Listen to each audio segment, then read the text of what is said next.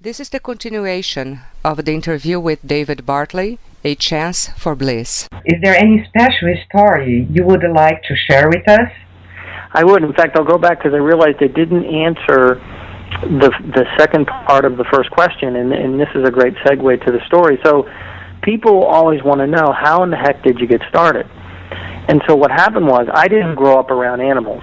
I had friends. I grew up in outside of Washington, D.C., in the standard suburban area, and so maybe people would have a dog or two, but it certainly wasn't rural. So when I met my wife 15 years ago, she had a Boston Terrier. And Bostons are very gregarious, and they're funny, and they're smushy-faced dogs, and they snore a lot, and they make a lot of noise. And so I fell in love with this wonderful woman and this very silly dog, and he lived for 4 more years and passed away on October 10th of the year 2000.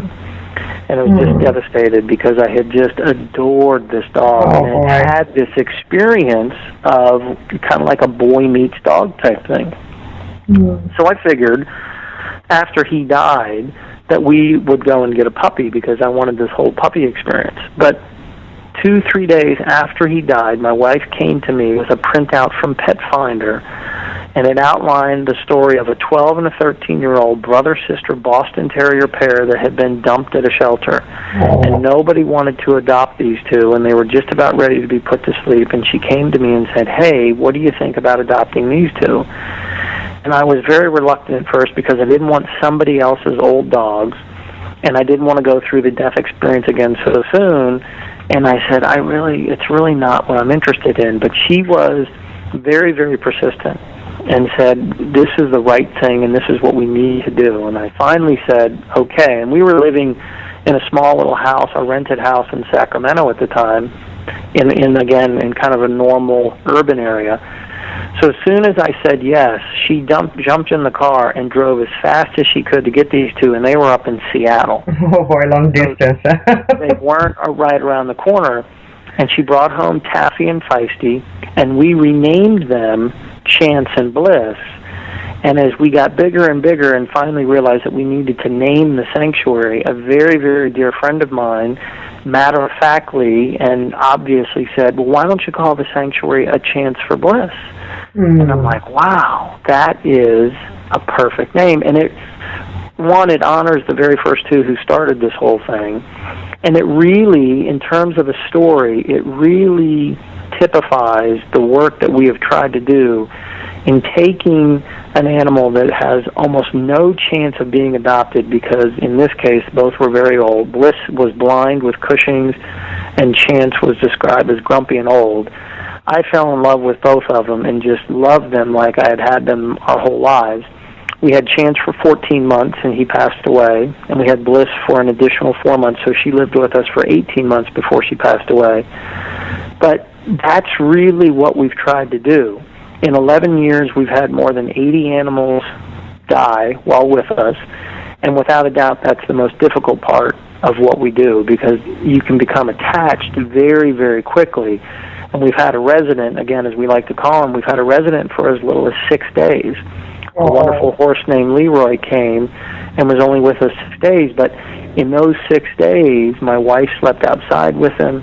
He got loved, he got affirmed, he got fed, and then he was able to just transition on his time, not somebody else's time. And I'm sitting next to a puppy here.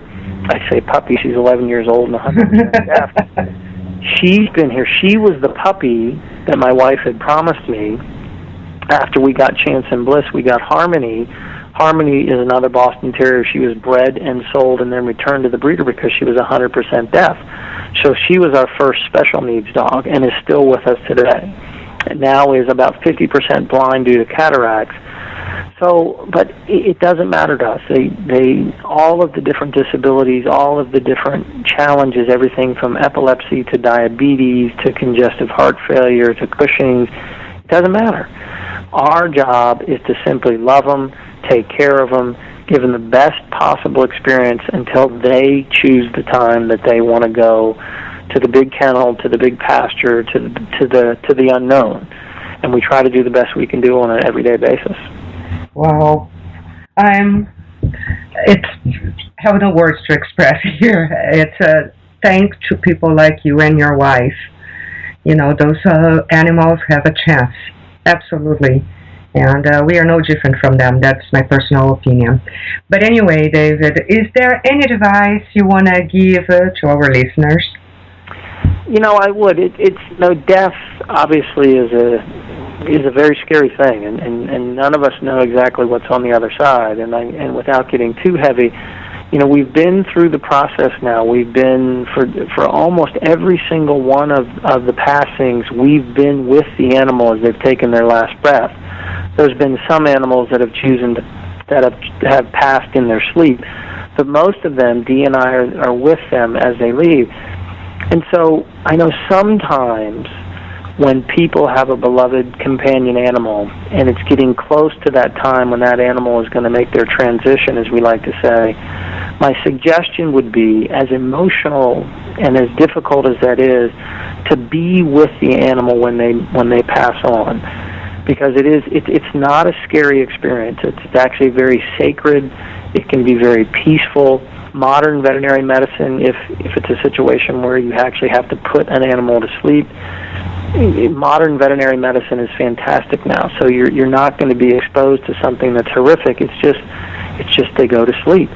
But some people are, and I can completely understand it, they're inhibited by the potential emotional part of being with their beloved companion when they make their transition.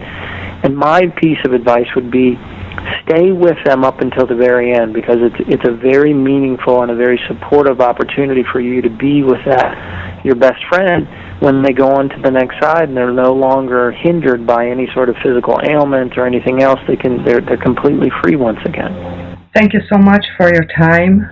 I am glad again this world have people like you and your wife to open our eyes, and a beautiful message. Thank you so much. Thank you so much.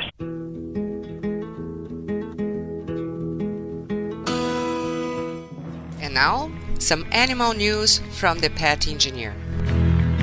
I love my dog as much as Sacred dolphin on risk of extinction. The Irrawaddy dolphin, considered sacred to many people in Cambodia and Laos, has declined to just 85 individuals in Southeast Asia, Mekong River, according to a World Wildlife Fund assessment. Leading researchers now conclude that the population is at high risk of dying. Our best chance of saving these dolphins from extinction in the Mekong River is through a joint conservation action. WWF is committed to working with the Fisheries Administration, the Dolphin Commission, and communities all along the river to reverse the decline and ensure the survival of this beautiful species. I really hope they succeed. my dog will always come through. Euthanizing dogs. To reduce the number of abandoned dogs, the Mexican city of San Luis Rio Colorado is offering dog owners a one-time credit on taxes or water bills if they bring their dogs to a city shelter rather than turning it loose on the streets. This town has a huge problem with an estimated 70,000 stray dogs roaming on the streets. Last year, San Luis Rio Colorado euthanized 17,000 dogs. Animal welfare groups want the mayor and the town to focus on spaying and neutering the dogs rather than killing them at the shelter. I agree. Let's educate this town. Conservation groups challenge courts to protect wolves. Appeals are challenging Congress on their budget bill that removed more than 1,500 wolves in Idaho and Montana from Federal Endangered Species Act protection. The legislation affected wolves in the northern Rocky Mountains, including Montana, Idaho, Oregon, Washington, and Utah. It was the first time an animal had been dislisted by a political process rather than scientific review. With protections lifted, states like Idaho have authorized a hunting and trapping season with no limit on how many wolves can be killed. Today, there are an estimated of 1,000 wolves in Idaho, 566 in Montana, 30 in Washington, and just 25 in Oregon. Said that, is this really a large enough population to remove them from the protection provided by the Endangered Species Act? If you have any news, opinions, or suggestions you would like to share, go to thepetengineer.com under the submission link. Thank you for listening to the Pet Engineer Radio Show.